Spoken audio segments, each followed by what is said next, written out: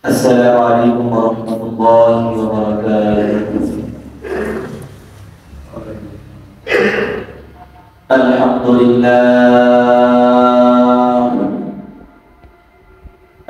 لله نحمده ونستعينه ونستغفره ونؤمن به ونتوكل عليه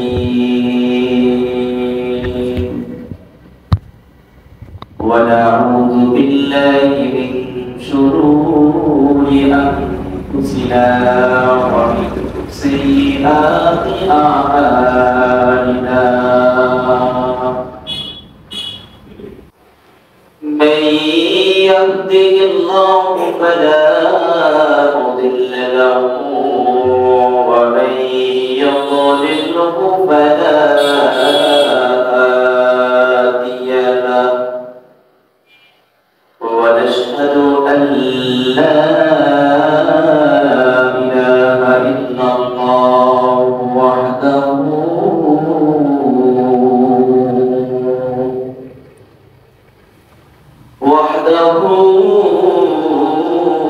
لا شريك له ونشهد أن سيدنا وسندنا وحبيبنا وحبيب طبيبنا وقلوبنا ومرشدنا ومولانا محمدا عبده ورسوله أرسله بالحق بشيرا ونذيرا وداعيا إلى الله بإذنه وسراجا منيرا. أما بعد فأعوذ بالله من الشيطان الرجيم. بسم الله الرحمن الرحيم.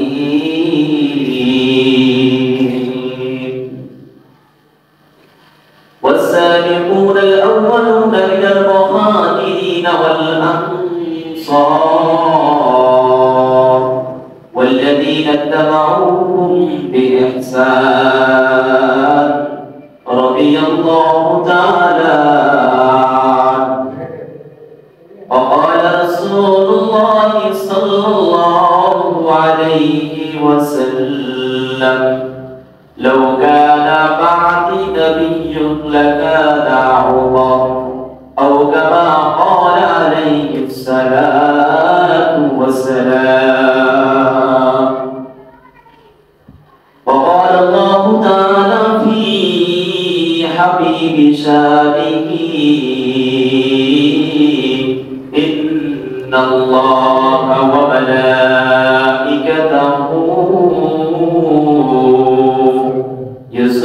يصلون على النبي يا أيها الذين آمنوا صلوا عليه وسلموا تسليما. بلغ العلا بكماله كشف الدجى بجماله حسنت جميع خصاله. صلوا عليه وآله. بلغ العلا بكماله كشف الدجى بجماله حسنت جميع خصاله. صلوا عليه وآله إماما صدق صافر خير قبر آخر ঠিকানা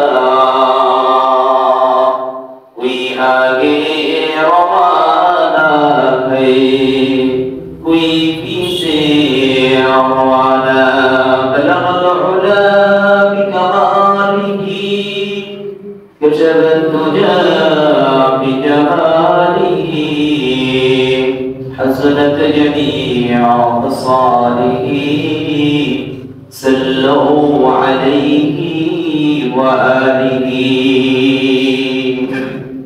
محمد नाम सुनना में क्या अच्छा है नाम उनका कि खुद तज़वीज़ फरमाए हैं मौला ने ये नाम उनका बलग़ العلا بكماله كشف الدجى بجماله حسنت جميع خصاله صلوا عليه وآله الحمد لله সর্বগুরু শুকরিয়া আল্লাহ সুবহানাহু ওয়া তাআলা সর্বশক্তিমান আল্লাহ পাকের জন্য যিনি আমাদেরকে ভালোবেসে মহব্বত করে দুনিয়ার হাজারো মানুষটিকে যাচাই এবং বাছাই করে দুনিয়ার হাজারো ঝামেলা মুক্ত করে যে রব্বুল কারীম আমাদেরকে তার মহান হুকুম আদায় করার তৌফিক দান করেছেন সে রব্বুল কারীমের দরবারে অন্তরের অন্তঃস্থল থেকে সকলেই শুকরিয়া আদায় করি আলহামদুলিল্লাহ লক্ষ কোটি দরুদ এবং সালাম আল্লাহর সৃষ্টির প্রধান আকর্ষণ বিশ্ব সভার সভাপতি শামসুল হিদায়াহ বদরুদ্দোজা সৈয়দ সাকারীন ইমামুল মুরসালিন খাতামুন নবিয়্যিন জনাব মুহাম্মদুর রাসূলুল্লাহ সাল্লাল্লাহু আলাইহি ওয়াসাল্লাম সম্মানিত হাজিরিন আমরা ধারাবাহিকভাবে আলোচনা শুনতেছিলাম গত জুমায় হযরতে আবু বকর সিদ্দিক রাদিয়াল্লাহু তাআলা আনহুর জীবনী সংক্ষিপ্ত আকারে আমরা শুনেছি। ইসলামের প্রথম খলিফা হযরতে আবু বকর সিদ্দিক রাদিয়াল্লাহু তাআলা আবু বকর সিদ্দিক রাদিয়াল্লাহু তাআলা আনহু যখন ইন্তেকাল করেন তো আবু বকরের ইন্তেকালের পূর্বে মানে যখন তিনি অন্তিম মুহূর্তে উপনীত হয়েছিলেন তখন হযরতে ওমর ফারুক রাদিয়াল্লাহু তাআলা আনহুকে শূরার মাধ্যমে খলিফা নিযুক্ত করেছিলেন। তো আমরা জানি প্রথম খলিফা আবু বকর, দ্বিতীয় খলিফা ওমর ইবনে খাত্তাব রাদিয়াল্লাহু তাআলা। ওমর রাদিয়াল্লাহু তাআলা আনহুর শাসনকাল ছিল 10 বছর 6 মাস। ইসলামের ইতিহাসে ওমর রাদিয়াল্লাহু তাআলা আনহুর খেলাফতকালে যে পরিমাণ ইসলামের প্রসারতা লাভ হয়েছে, প্রচার প্রসার হয়েছে, ওই পরিমাণ অন্য কোন খলিফার আমলে হয় নাই। আমরা জানি ওমর রাদিয়াল্লাহু তাআলা আনহুর মেজাজ কেমন ছিল। বলা হয় ওমরের মেজাজ ছিল মেজাজে ওহী। ইসলামের ক্ষেত্রে, দ্বীনের ক্ষেত্রে অনেক কঠোর ছিলেন হযরতে ওমর। যেটা মনুষ্য বলছে এজন্য হযরতে ওমর রাষ্ট্র পরিচালনা করেছিলেন 10 বছর 6 মাস। আর রাষ্ট্র পরিচালনা করেছিলেন অন্যান্য খলিফাদের থেকেও বেশি, 10 বছর 6 মাস। এজন্য রাসূল করিম সাল্লাল্লাহু আলাইহি ওয়াসাল্লাম একদিন এক ব্যক্তিকে জিজ্ঞাসা করলেন তোমার টুপির মধ্যে কি? তখন ওই টুপিওয়ালা বলল আমার টুপির মধ্যে কিছু জামা কাপড়। রাসূল তাকে সন্দেহজনক ভাবে জিজ্ঞাসা করেছেন, তোমার টুকরির মধ্যে জামা কাপড় মনে হয় না? টুকরিটা একটু খুলে দেখাও, ওটার মধ্যে কি আছে। তো টুকরিওয়ালা বারবার বলতেছে, না আমি তোমাকে টুকরি খুলে দেখাবো না, এটার মধ্যে যা আছে আছে। আমি তো বলেছি তুমি বিশ্বাস করলে করো, অন্যথায় তোমাকে টুকরি খুলে আমি দেখাবো না। যাই হোক, রাসূল করিম সাল্লাল্লাহু আলাইহি ওয়াসাল্লাম দুইবার এই কথা বলে চলে যাইতেছিলেন। রাসূল যখন চলে যাইতেছেন তখন দেখে যে টুকরিওয়ালা থরথর করে কাঁপতেছে। এবং রাসূল জিজ্ঞাসা করতেছে, ও টুকরিওয়ালা, তুমি আমাকে তোমার টুকরি খুলে দেখাও নাই, তোমার টুকরির মধ্যে কি আমি সেটাও দেখি নাই, কিন্তু তুমি কেন থরথর করে কাঁপতেছো? আমি মুহাম্মদ তো তোমাকে না দেখার কারণে কোনো চাপ প্রয়োগ করে কোনো ধমক তোমাকে দেই নাই। তখন হুজুর সাল্লাল্লাহু আলাইহি ওয়াসাল্লাম আশেপাশে তাকাইতেছে, কারণ কি? তখন রাসূল পিছনের দিকে তাকিয়ে দেখে হযরতে ওমর ওই টুকরিওয়ালার চেহারার দিকে তাকিয়েছে যে মুহাম্মদ ওই টুকরি খুলতে বলেছে, আর তোমার মতো জানি এই টুকরি খুলতেছ না, আমি যদি ওই জায়গায় আসি তাহলে কিন্তু তোমার গর্দান উড়িয়ে দিব। এরকম ভাবে দূর থেকে নজর দিয়ে তাকিয়েছে টুকরিওয়ালা।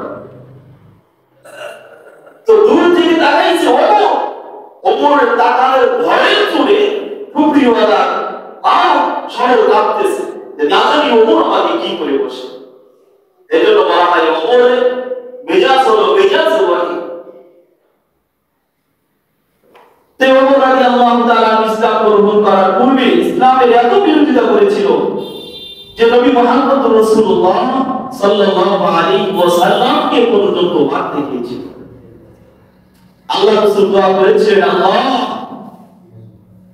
মুসলমানরা জায়গায় জায়গায় নির্যাতিত হচ্ছে, মার খাচ্ছে, সবর করতেছে, তুমি ওমর ইবনে খাত্তাব অথবা আবুল হেকামের মাধ্যমে এই দুইজনের একজনকে ইসলাম ধর্ম গ্রহণ করার সুযোগ করে দাও, ইসলামকে শক্তিশালী করে দাও। তো আল্লাহ তাআলা ওমর ইবনে খাত্তাবকে পছন্দ করেছেন, তাকে ইসলামের মহাদৌলত দান করেছেন।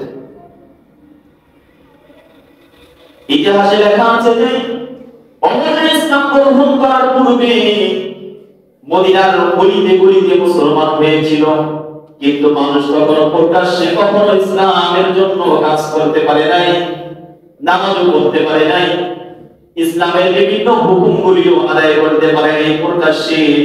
যখনই ওমর ইসলাম গ্রহণ করলেন তখন ওমর বললেন, ইয়া রাসূলুল্লাহ, আমি ওমর আপনাদের বিরোধিতা করেছিলাম ইসলাম গ্রহণ করার পূর্বে, যেহেতু আল্লাহ তাআলা আমাকে ইসলামের মহাদৌলত দান করেছেন, কাজেই আমি ওমর তো ওই নওজোয়ান না যে নওজোয়ান গোপনে গোপনে নামাজ পড়তে পারে। আল্লাহ তাআলা আমাদেরকে দুনিয়ায় পাঠিয়েছেন এই মদিনার মক্কার গলিতে গলিতে আমাদের বিভিন্ন পরিচিত লোক আছে, তাদেরকে এখন থেকে প্রকাশ্যে দাওয়াত দিব, আর গোপনে দাওয়াত দিব না। ওমর রাদিয়াল্লাহু তাআলা বলেন, ইয়া রাসূলুল্লাহ, এখন কাবা ঘরের সামনে কি এলান করব ইসলামের জন্য। তখন ওমর ইবনে খাত্তাব কাবা ঘরের সামনে গিয়ে বলল, কি আছো বাপের বেটা, আমি ওমর কথা বললাম, আমার কথার বিরুদ্ধে যদি কেউ করতে চায় সে যেন বাড়ি থেকে শেষ বিদায় দিয়ে আমি ওমরের সম্মুখীন হয়, কারণ সে আমার বড় বাড়ি থেকে বাঁচতে পারবে না। ওমর এরকম রাগই করছিলেন। তো ইসলাম কবুল করার পূর্বে অনেক ধন সম্পদ ছিল, যখন ইসলাম গ্রহণ করেছে ইসলামের জন্য নিজের মাল সম্পদ পুরো জীবনটাকে বিলীন করে দিয়েছে, সব দিনের জন্য ব্যয় করে দিয়েছে হযরত ওমর। তো হযরত ওমর রাদিয়াল্লাহু তাআলা ইসলামের দ্বিতীয় খলিফা ছিলেন। রাসূল ওমরের শানে বলেছেন, লাউ কানা বাদি নাবিয়্যুন লাকানা ওমর এই পৃথিবীর বুকে যদি আমি মুহাম্মাদের পরে আল্লাহ তাআলা নবুয়তের ও রিসালাতের দরজা যদি খোলা রাখতেন, নবী যদি আল্লাহ তাআলা বানাইতেন, তাহলে আমি মুহাম্মাদের পরে আল্লাহ ওমরকে নবী হিসেবে এই পৃথিবীতে প্রেরণ করে দেন। সুবহানাল্লাহ। ওমরকে নবী হিসেবে পাঠাইতে আমার মনে ওমরের ব্যাপারে রাসূল এত সুন্দর কথা বলেছে। তো আমাদের হাজির হযরত ওমর রাদিয়াল্লাহু তাআলা আনহু রাষ্ট্র পরিচালনা করেছে 10 বছর 6 মাস। তো আশেপাশে যত এলাকা ছিল সব এলাকাগুলি বিজয় হয়ে গিয়েছে। আর হযরতে ওমরের রাষ্ট্রের পরিধি ছিল 2,40,00,000 বর্গ মাইল। বলা হয় পৃথিবীর পৃথিবীর বাদশা ছিল হযরতে ওমর। ওমরকে কখনো শাসকরা দেখেও নাই, কিন্তু ওমরের নাম শুনলে থরথর করে কাঁপত। ওমর এরকম একজন ইনসাফগার লোক ছিল। তো ওমরের জামানায় বর্তমান ফিলিস্তিন মসজিদুল আকসা তখনও ইহুদিদের হাতে মসজিদুল আকসার চাবি ছিল। ওমর রাদিয়াল্লাহু তাআলা আনহুর যুগে ওমর ফারুক রাদিয়াল্লাহু তাআলা আনহু খালিদ বিন ওয়ালিদকে ডেকে বললেন, আর খালিদ বিন ওয়ালিদ এরকম একজন সাহাবী ছিলেন, ইসলাম গ্রহণ করার পূর্বেও কাফিরদের পক্ষ হয়ে যত যুদ্ধে তিনি সেনাপ্রধান হয়েছেন, ততটা যুদ্ধে তিনি বিজয় লাভ করেছিলেন। এমনকি ইসলাম গ্রহণ করার পরেও যত যুদ্ধ করেছে, ততটা যুদ্ধে তিনি সে বিজয় লাভ করেছে। এই জন্য খালিদ বিন ওয়ালিদকে বলা হয় সাইফুল্লাহ। খালিদ বিন ওয়ালিদ হলো আল্লাহর তরবারি। আল্লাহর তরবারিকে কেউ হারাইতে পারে না।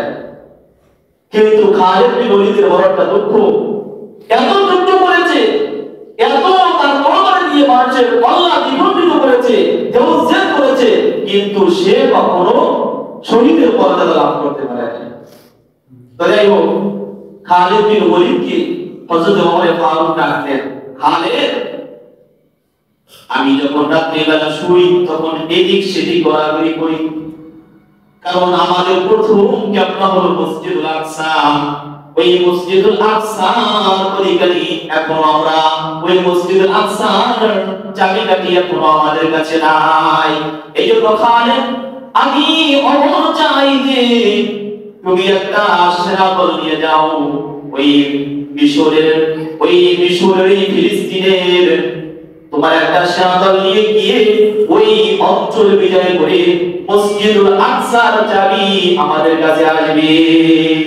খালিদ বলে, আমিরুল মুমিনিন খলিফাতুল মুসলিমিন, আমি খালিদ বিন ওয়ালিদ এখনো পৃথিবীর বুকে জীবিত আছি, আল্লাহ আমাকে রেখেছে। আপনি শুধু অনুমতি দেন, অর্ডার করুন, আমি আগামীকালকে এই মদিনা থেকে 10,000 একটা বহর নিয়ে আমি ফিলিস্তিনে চলে যাব। সেখানে গিয়ে ইহুদিদের সাথে যুদ্ধ করালে বলবো, যতক্ষণ পর্যন্ত এই 10,000 সাহাবীদের মধ্য থেকে একটা গ্রাম জীবিত থাকবে, একটা গ্রাম জীবিত থাকা পর্যন্ত ওই চাবি না দিয়ে আমরা মদিনায় ফিরব। তো মহতরম হাজিরিন, খালিদ বিন ওয়ালিদ 10,000 একটা বিশাল বড় সেনা বহর নিয়ে ফিলিস্তিনের দিকে রওনা হলেন মসজিদুল আকসাকে বিজয় করার জন্য। তৎকালীন যুগে ফিলিস্তিনে অনেক বড় বড় হত্যাকর্তারা, মানে যারা রাষ্ট্রপ্রধান ছিল ইহুদি খ্রিস্টানদের পক্ষ থেকে, তারা ওখানে বসবাস করত। ইহুদিদের বড় বড় লিডার ছিল সেখানে। তো খালিদ বিন ওয়ালিদ যখন দীর্ঘ 28 থেকে 29 দিন সফর করে ফিলিস্তিনে পৌঁছলেন, তখন ফিলিস্তিনের খ্রিস্টানরা জানতে পারল দূতের মাধ্যমে যে খালিদ বিন ওয়ালিদ তার সৈন্যবাহিনী নিয়ে মদিনা থেকে আমাদের দেশকে বিজয় করার জন্য আসতেছে। এই কথা শুনে সমস্ত খ্রিস্টানরা ভয়ে থরথর করে কাঁপতেছে। আর ফিলিস্তিনে ঢোকার যে ফটক ছিল, ওই ফটক মানে দরজা বন্ধ করে দিয়েছে, যাতে করে খালিদ বিন ওয়ালিদ তার সৈন্যদল সহ প্রবেশ করতে না পারে। তো মহতরম হাজিরিন, যখন খালিদ বিন ওয়ালিদ তার 10,000 বাহিনী নিয়ে ফিলিস্তিনের নিকটবর্তী চলে গেলেন, তখন ইহুদিরা দেখলো, খ্রিস্টানরা দেখলো যে এমন এক ব্যক্তি আসছে খালিদ বিন ওয়ালিদ, এই খালিদ বিন ওয়ালিদ আমাদেরকে পরাস্ত করে এই চাবি না নিয়ে ফিরবে না যতক্ষণ পর্যন্ত তাদের দেহে প্রাণ থাকবে, পথে তাদের সাথে আমরা কোনো যুদ্ধ করতে পারবো। এইবার ইহুদিদের পক্ষ থেকে পাদ্রীরা আসলো, এসে সুসংবাদ দিল খালিদ বিন ওয়ালিদ, আমরা তো তাওরাত কিতাব খুলে রয়েছি, জাবুর কিতাব খুলে রয়েছি, যে কখন এই ব্যক্তি আসবে যেই ব্যক্তির হাতে আমরা মসজিদুল আকসার চাবি দিলে আমরা নিরাপদ মনে করব, আমরা নিরাপদ হব, আমাদের দেশ নিরাপদ হবে, এই মসজিদুল আকসাও নিরাপদ থাকবে। ওই ব্যক্তিকে তোমরা আসতে বলো, তোমাদের কাছে আমরা চাবি দিব না। খালিদ বিন ওয়ালিদ বুঝে ফেলেছে ওই ব্যক্তি কার কথা বলতেছে, ওই ব্যক্তি কথা বলতেছে খলিফাতুল মুসলিমিন হযরত ওমর। খালিদ বিন ওয়ালিদ চিঠি পাঠিয়ে দিলেন হযরত ওমরের নিকট, আমিরুল মুমিনিন খলিফাতুল মুসলিমিন, এই ইহুদিরা যুদ্ধ করবে না আমাদের সাথে, কিন্তু চাবি দিবে তারা, আপনি আসলে আপনার হাতে চাবি দিয়ে দিবে, কিছু শর্ত সাপেক্ষে আপনার হাতে তারা চাবি উঠিয়ে দিবে মসজিদুল আকসা। যখন হযরত ওমরের নিকট এই চিঠি পৌঁছলো, সাথে সাথে ওমর তার গোলামকে বললেন, গোলাম, আমি যে জান শুনেছিলাম, এই দিনের সাথে ছিলাম, যে কারণে আমার ঘুম আসতে ছিল না, যেহেতু ফিলিস্তিনের ইহুদিরা এই চাবি আমার হাতে বুঝিয়ে দিবে, কাজে আমি আর বিলম্ব করবো না, দেরি করবো না, আমি অতি দ্রুত একটা ঘোড়া রেডি করো, একটা উট রেডি করো, এই বাহানাকে করে ফিলিস্তিনে চলে যাব। তখন মদিনার জ্ঞানী গুণী লোকেরা বলতে লাগলো, আমিরুল মুমিনিন খলিফাতুল মুসলিমিন, আপনি ইহুদিদের চক্রান্ত তো কিছু না কিছু আপনি জেনেছেন, ওরা যে কত বড় খারাপ লোক, ওরা আমার নবীকে মারা পর্যন্ত গিয়েছিল, মারতেও বহুবার বন্দী গিয়েছিল। কাজে আমিরুল মুমিনিন, ওরা চিঠি দিয়ে দেও, আপনাকে ওরা হয়তো এই বিশাল মরুভূমি দিয়া যখন আপনি পার হইবেন, কারণ বড় একটা সেনাদল তো চলে গিয়েছে খালিদ বিন ওয়ালিদের সাথে, আর এখন যদি আপনি একা একা এই মরুভূমি পার হইয়া ফিলিস্তিনে যান, হয়তো এই মরুভূমির মধ্যে ওরা আপনাকে একা পেয়ে হত্যা করতে পারে। ওমর রাদিয়াল্লাহু তাআলা রাগ হয়ে গেলেন, ওমর বলেন, ও মদিনাবাসীরা, তোমরা আমাকে পরামর্শ দিতেছো ভালো কথা, কিন্তু তোমরা তো আমার মেজাজ সম্পর্কে জানো, আমি ওমর এরকম একটা লোক, পৃথিবীর অন্য কোনো মানুষের নিকট ওমরের মাথা নত হবে না, একমাত্র রব্বে জলিলের সামনে মাথা নত হয়, অন্য কাউকে ওমর ভয় পায় না। কাজেই কেউ তোমাদের প্রয়োজন নাই, আমি এবং আমার গোলাম চলে যাব ফিলিস্তিনে। তো জেরুজালেম তৎকালীন নাম ছিল ফিলিস্তিনের জেরুজালেম, তো জেরুজালেমে চলে যাব।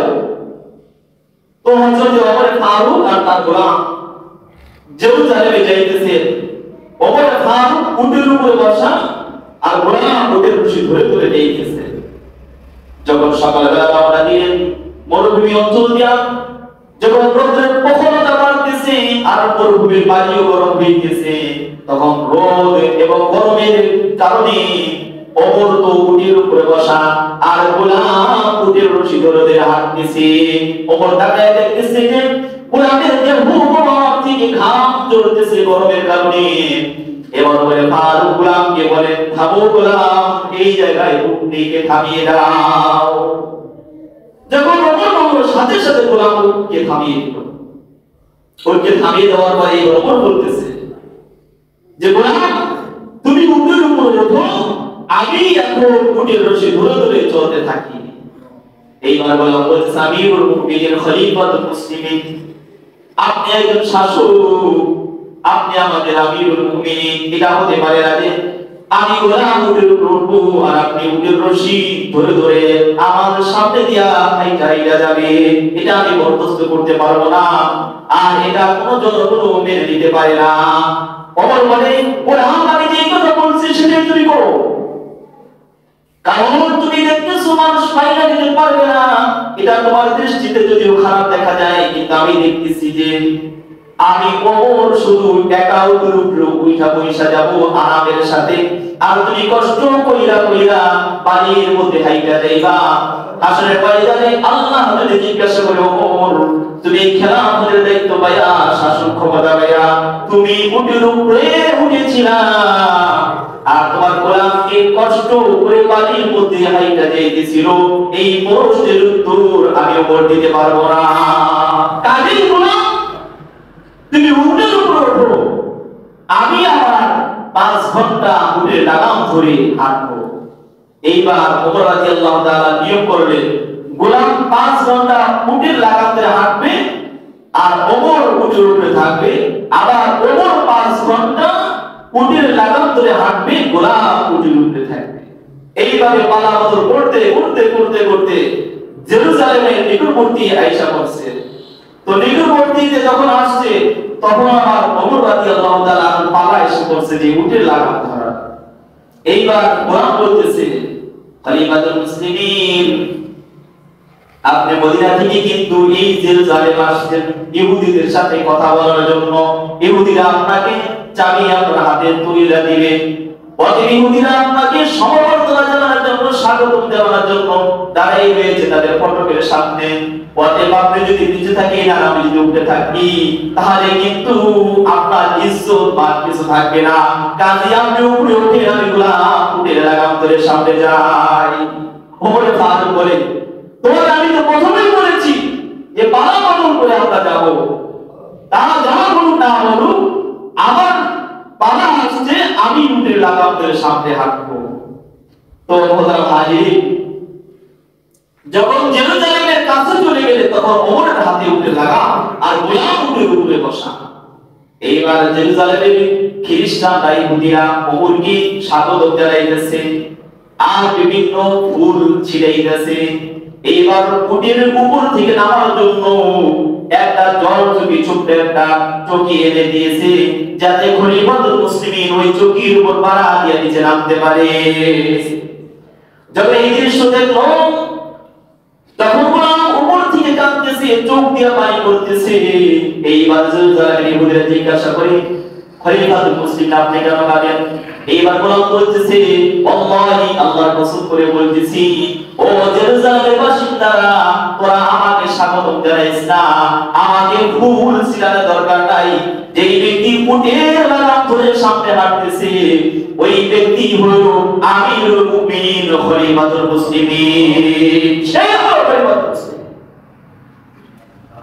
যখন ইহুদিরা দেখলো, কি রে, গোলাম উটের উপরে আর খলিফাতুল মুসলিমিন বলে উটের লাগাম ধরে হাঁটতেছে, কারণ জিজ্ঞাসা করো, গোলাম বলল যে আমার ওইদের সাথে এই চুক্তি হয়েছে যে হাসরের ময়দানে যেন ইনসাফ প্রতিষ্ঠা না করার কারণে আল্লাহর আদালতে ওমরের জবাবদিহিতা না লাগে, এই জন্য ওমর সিস্টেম বের করেছে যে সে 5 মাইল হাঁটবে আর আমি 5 মাইল হাঁটবো।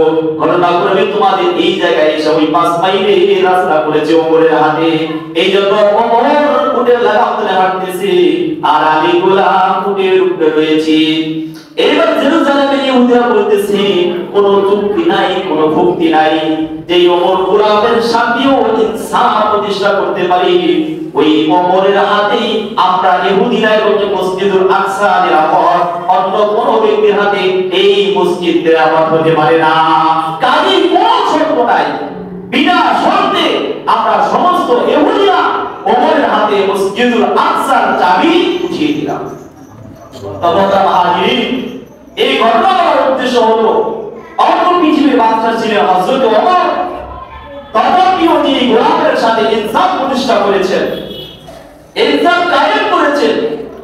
কাজে আমরা যদি ইনসাফ কায়েম করি, প্রতিষ্ঠা করি, তাহলে সমস্ত জুলুম, নির্যাতন, অন্ধকার সব দূর হয়ে আবার সোনালী যুগে পরিণত হবে আমাদের দেশ। কাজে জুলুমকে বের করে দেওয়া, ইনসাফকে প্রতিষ্ঠা করা। হযরত ওমর রাদিয়াল্লাহু তাআলা আনহু একদিন সিরিয়ায় যাইতেছেন তার দলবল সহ। সিরিয়ার বিভিন্ন দেশ ভ্রমণ করার জন্য গিয়েছেন। ভ্রমণ থেকে আসার পরে যখন আসলেন, তখন দেখলো এক বুড়িমার বাড়িতে, বুড়িমার বাড়িটা জীর্ণ শীর্ণ অবস্থায় পড়ে রয়েছে। এবার যখন ছদ্মবেশে যা বুড়িমাকে জিজ্ঞাসা করলো, বুড়িমা তুমি কি সকালে কিছু খাইছো কিনা? বুড়িমা বলে এই 2 দিন যাবত আমি কিছুই খাইতে পারি নাই। এবার ওমর জিজ্ঞাসা করে, বুড়িমা 2 দিন যাবত তুমি কিছু খাও না, তুমি কি জানো না এই পথ দিয়া খলিফাতুল মুসলিমিন হযরত ওমর অতিক্রম করেছিল, তুমি তো তার কাছে কিছু চাইলেও পারো না। এইবার বুড়িমা বলতেছে, যুবক বাবারে, আমি যে না খেয়ে রয়েছি, আমি কেন ওমরের নিকটে খাদ্য সামগ্রী যাব, কিছু যাব না। ওমর এই রাষ্ট্রের ক্ষমতা আর যখন থেকে সে গ্রহণ করেছে তখন থেকে আমি তার একজন লোক। পথে ওমর কি দেখে না যে আমি বুড়িমা 2 দিন ধরে না খেয়ে রয়েছি, এই না খেয়ে থাকার কারণে যদি আমার কোনো সমস্যা হয় তাহলে কিন্তু আমি আল্লাহ আদালতে মামলা দায়ের করব, আল্লাহর আদালতে আমি মামলা দায়ের করব। ওমর রাদিয়াল্লাহু তাআলা এই কথা শুনে নিজের পরিচয় না দিয়ে বুড়িমার দরজা থেকে দৌড়িয়ে মদিনা শহরে গিয়ে গম, আটা, জব যা যা ছিল সব নিজের কাঁধে করে এনে বুড়িমার বাড়ি নিয়ে এসেছে। এইবার বুড়িমা আটা বানাইতেছে, খাইতেছে মজা করে আর বলতেছে, ও যুবক বাবা, কি একজন লোক আমাদের দেশের শাসক হয়েছে নাকি? বলে নাম তার ওমর। তোমার মতন যুবক যদি এই দেশের শাসক হইতো তাহলে আমাদের মতন নিম্ন শ্রেণীর লোকদের কতই না উপকার হইতো। বুড়িমা প্রশংসা করতেছে। এবার আমি যখন বলি, বুড়িমা কত কথাই না তুমি আমাকে বললা, আমার পরিচয় এটা তো তুমি জানতে চাইলা না যে আমি কোথা থেকে আসলাম। বুড়িমা বলে, যুবক বাবা, তাই তো আমি তো তোমার সম্পর্কে কোনো কিছু জিজ্ঞাসা করলাম না। ওমর বলে, মা তুমি যে ওমরের কথা বলতেছো, আমি ওই ওমরই লোকেরা আমাকে খলিফাতুল মুসলিমিন বলে। ও মা, আমি তোমার পায়ে হাত দিয়ে বলি, মা গো, তুমি হাসরের ময়দানে তুমি যাই করো না করো, আজকে আমার বিচার তুমি করে দাও। তুমি কিন্তু আল্লাহর দরবারে আমি ওমরের বিরুদ্ধে মামলা দায়ের করিও না। তুমি আমাকে যত কিছু বলা লাগে, যা করা লাগে এখনই করো, কিন্তু পরকালে আমার জন্য কোনো আসামির কাঠ করে আমাকে দাঁড় করাইও না। এত ভয় করতে হতো ইনসাফের ক্ষেত্রে। অন্য পৃথিবীর শাসনকর্তা ছিলেন হযরত ওমর। তৎকালীন যুগে ইয়ামান থেকে লোক আসছে হযরত ওমরকে দেখার জন্য। ইয়ামান বড় বড় লিডাররা ছিল ইহুদি খ্রিস্টানদের। তখন ইয়ামান থেকে লোকজন পাঠিয়েছে ইয়ামানের রাজা যে ওমরের কথা এত শুনি, তোমরা গিয়ে একটু দেখে আসো যে ওমরের পরিস্থিতি কিরকম। তার নাম শুনে প্রত্যেকে ভয় পায়, ওই পর্যন্ত কাঁপতে থাকে। 3 সদস্য পাঠিয়েছে ইয়ামান থেকে ওমরকে দেখার জন্য, ওমর রাজপ্রাসাদ দেখার।